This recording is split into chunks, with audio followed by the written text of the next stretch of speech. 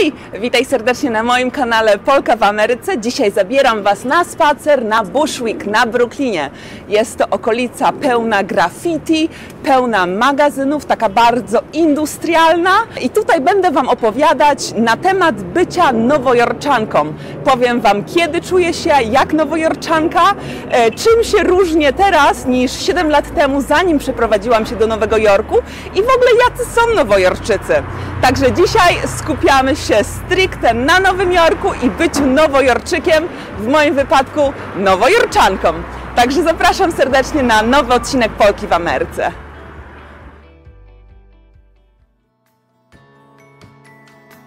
Polka w Ameryce. Ja się chyba po raz pierwszy zorientowałam, że tak naprawdę jestem już nowojorczanką w momencie, kiedy jacyś turyści zatrzymali mnie na drodze i spytali, gdzie mogą iść, żeby trafić tam do Empire State Building. I słuchajcie, ja wiedziałam.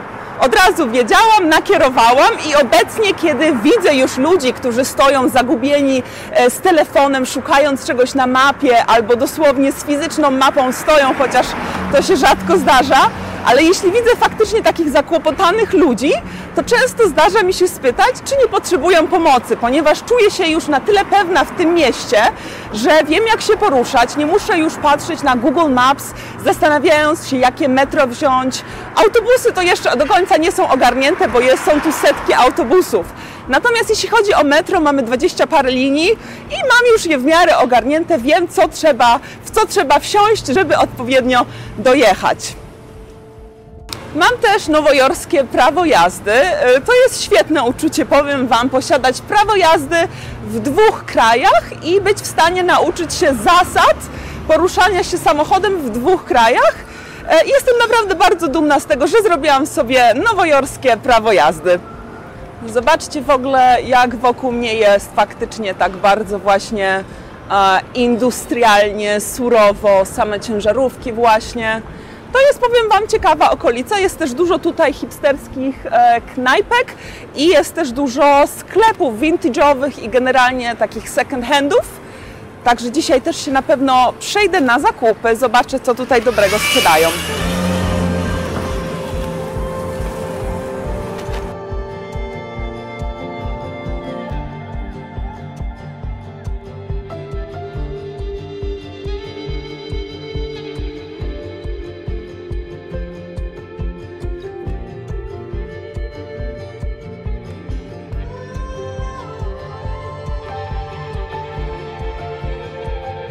Nowojorczycy nie mają dużo wolnego czasu. Śpieszą się cały czas i to nie jest stereotyp, takie są fakty. Po prostu te odległości do pokonywania są tak duże, że zajmuje to dużo czasu. Dlatego też zawsze ma się wrażenie, że ci nowojorczycy są w pośpiechu.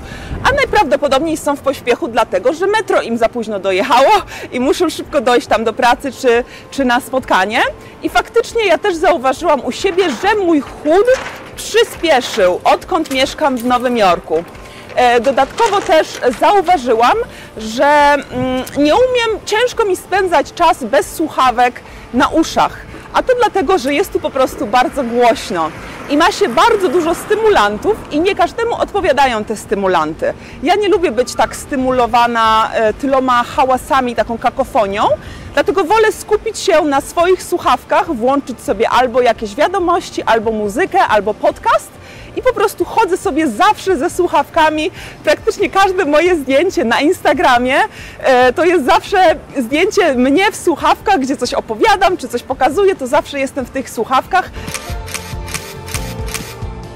Bo po prostu dla mnie to jest takie odcięcie się od tej nowojorskiej kakofonii, od tego wszechobecnego hałasu. Także po kilku latach mieszkania tutaj jestem tak przyzwyczajona do słuchawek, że nawet jak jeżdżę na wakacje czy do Polski, jak przyjeżdżam w odwiedziny, to i tak noszę na sobie te słuchawki, bo po prostu już przez tyle lat noszę słuchawki na ulicy, że się do tego przyzwyczaiłam. Nowojorczycy są też bardzo ekspresyjni, to znaczy jak coś im się nie podoba, to powiedzą Ci o tym. Nie mają problemów z wyrażaniem swojej opinii, nawet jeśli jest to opinia taka dość surowa, negatywna, mocna.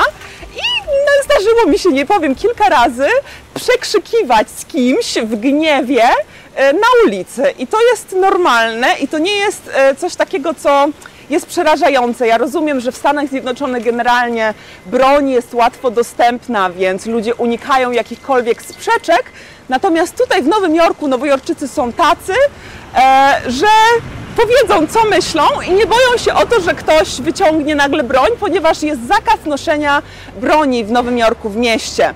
Także nigdy nie miałam takiej myśli, że z kimś na przykład kłócąc się na ulicy, to się zdarza, może nie wiem, raz w roku się to zdarzy, natomiast nigdy nie miałam takiej myśli, o cholera, a co jeśli on nagle wyciągnie broń i mnie zastrzeli. Także to o tyle dobrze, że nie widzi się często tej broni. Ja nie wiem, czy czułabym się komfortowo mieszkając w miejscu, w którym ludzie noszą normalnie na pasie broń. No, nie jestem do tego przyzwyczajona podczas życia w Polsce, ani życia tutaj w Nowym Jorku, więc na pewno dla mnie to byłby okrutny szok kulturowy, bo boję się po prostu broni. Często zdarza mi się też pomagać obcym ludziom z kartą na metro, ponieważ nie zawsze jest łatwo, żeby ją użyć. Trzeba mieć specjalną technikę, specjalną szybkość, żeby tą kartę metra skasować przy wejściu do metra. Zdarzyło mi się też, jak każdemu nowojorczykowi, zdarzyło mi się zostać przeszukaną przez policję wyrywkowo na stacji metra. To się nazywa Frisk and...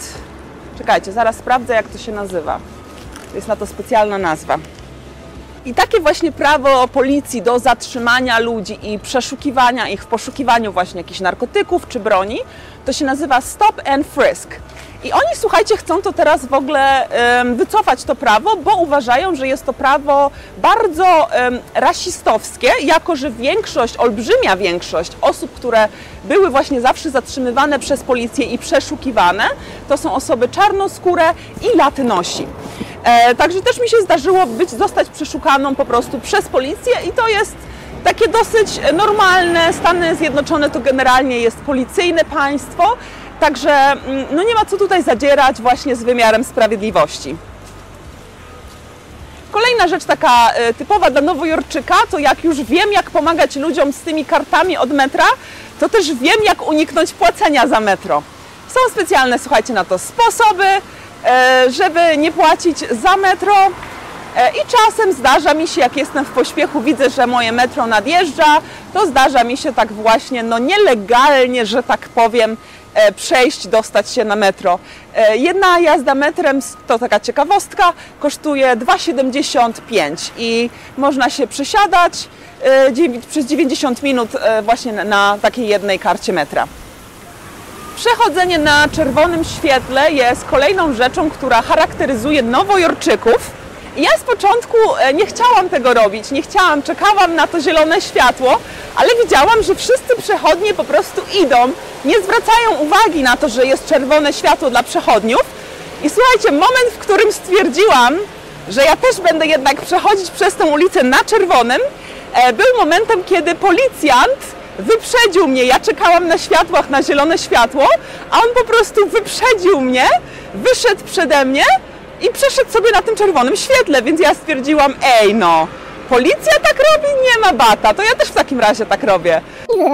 Także też wtedy właśnie zaczęłam chodzić na czerwonym świetle, to jest tak zwany jaywalking i tutaj nie ma za to mandatów, bo wszyscy to robią praktycznie, bo właśnie Nowojorczycy zawsze gdzieś się spieszą, także co oni będą czekali na zielone światło? Idą, po prostu idą. Niestety jednym z głównych aspektów bycia Nowojorczykiem, to co ja widzę po sobie, to, że to miasto nauczyło mnie takiej trochę znieczulicy na widzenie przykrych rzeczy. To znaczy, na co dzień mijasz się z osobami, które są bezdomne, ale które bardziej niż domu potrzebują opieki psychiatrycznej. Na co dzień po prostu stykasz się z ludźmi, których w Polsce sklasyfikowałoby się jako osoby, które uciekły ze szpitala psychiatrycznego. Są to osoby, które gadają do siebie, które krzyczą, które się jakoś ruszają dziwnie. które przy okazji śmierdzą, do tego widzisz pełno szczurów, do tego widzisz pełno śmieci, więc generalnie pojawia się taka po prostu znieczulica na rzeczy, które faktycznie jest ciężko obserwować na co dzień, dla osoby, która nie mieszka w takich warunkach na co dzień. Dlatego też Nowy Jork ma taki, a nie inny stereotyp, że jest to brudne miasto pełne bezdomnych i szczurów, bo to jest coś, do czego my jako nowojorczycy jesteśmy już przyzwyczajeni, natomiast osoby, które przyjeżdżają tutaj na wakacje, dla nich to jest szokiem.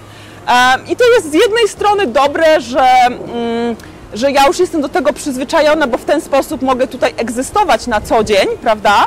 Natomiast rozumiem, że osoby, które podróżują tutaj, przyjeżdżają, dla nich to po prostu nie jest normalne i przez to powstaje też ten stereotyp, bo to jest coś, z czym się spotykają na przykład po raz pierwszy, bo w ich kraju, w ich mieście tak nie jest. Natomiast Nowy Jork niestety, ale zawsze taki był i nie wygląda na to, żeby miało się to zmienić. Nowy Jork jest bardzo znanym kulturowo miejscem na całym świecie. Mamy Guggenheima, mamy Met, mamy Muzeum Historii Naturalnej, mamy tutaj Broadway, mamy stand-upy, komedie, więc generalnie dużo się dzieje pod tym względem artystycznym. Stąd też było to idealne miejsce dla mnie, żeby pracować na planach filmowych, bo po prostu dużo się tutaj dzieje artystycznie, dużo się tutaj robi, dużo rzeczy tutaj powstaje. Dużo jest projektantów mody, dużo piosenkarzy stąd pochodzi, chociażby Lady Gaga. Dużo aktorów też stąd dużo bardzo pochodzi. Także to jest takie miejsce, świetne miejsce, żeby rozwijać się kulturowo, żeby po prostu korzystać z tego miasta. I nowojorczycy mają to szczęście, że dostają specjalne zniżki.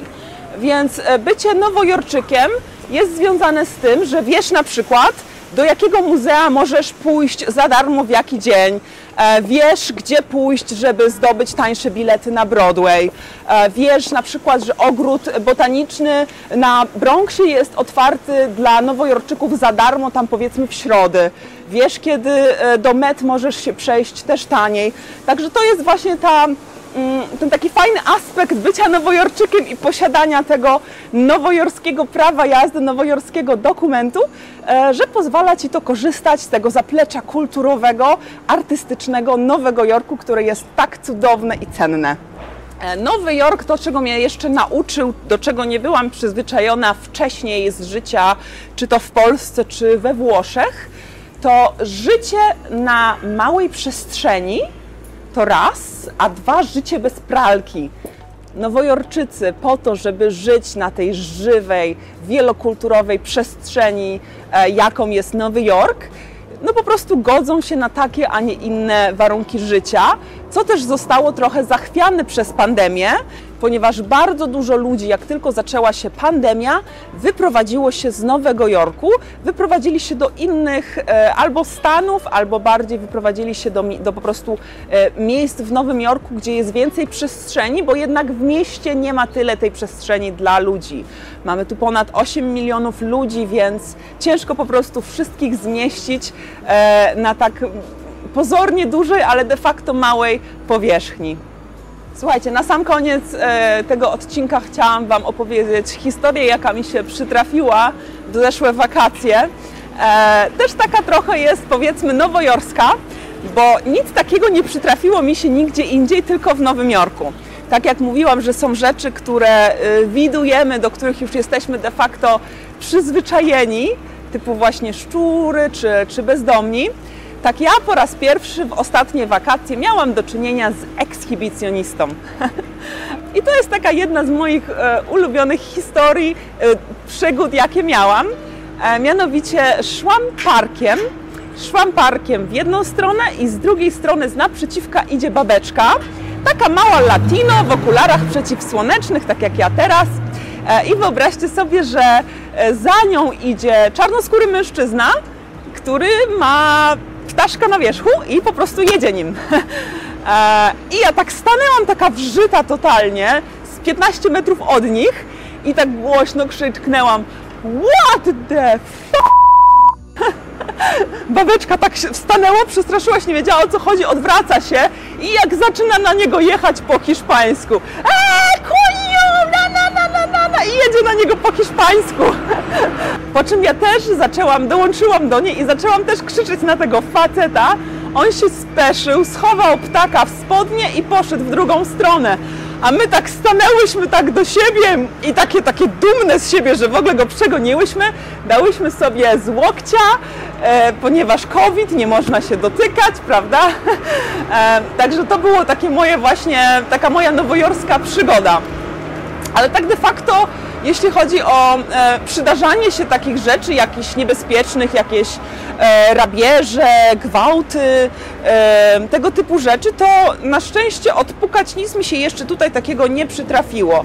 I też jak widzicie, chodzę sobie z kamerką po Brooklynie i jakoś nie obawiam się, że zostanę nagle napadnięta, okradzona. Nowojorczycy są tacy, że oni mają tak naprawdę w tyłku mają to, co wy robicie i jak wy wyglądacie, jacy wy jesteście. Dlatego to miasto jest takie cudowne, bo każdy po prostu może być sobą, może rozwijać te pasje, które chce i nie ma tego wrażenia, że jest się ocenianym, ponieważ tu jest tyle ludzi, każdy z nich ma inną drogę i to, co ich łączy, to właśnie życie na tej małej przestrzeni.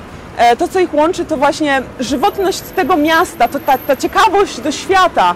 Każda z tych osób, która mieszka w Nowym Jorku, jest ciekawa świata. Lubi doznawać innych kultur, inaczej nie żyłaby tutaj. Także myślę, na tym zakończę ten odcinek. Nowy Jork jest na pewno miejscem wartym zobaczenia i bycie nowojorczanką jest jedynym w swoim rodzaju doświadczeniem. I bardzo się cieszę, że było mi ono dane. Także dziękuję Ci bardzo za to, że jesteś. Dziękuję za spędzenie ze mną czasu i z tą muzyką z magazynu w tle. Żegnam się z Wami. Na razie, do zobaczenia w kolejnym odcinku Polki w Ameryce. Dajcie lajka, pomóżmy algorytmowi. Pa, pa.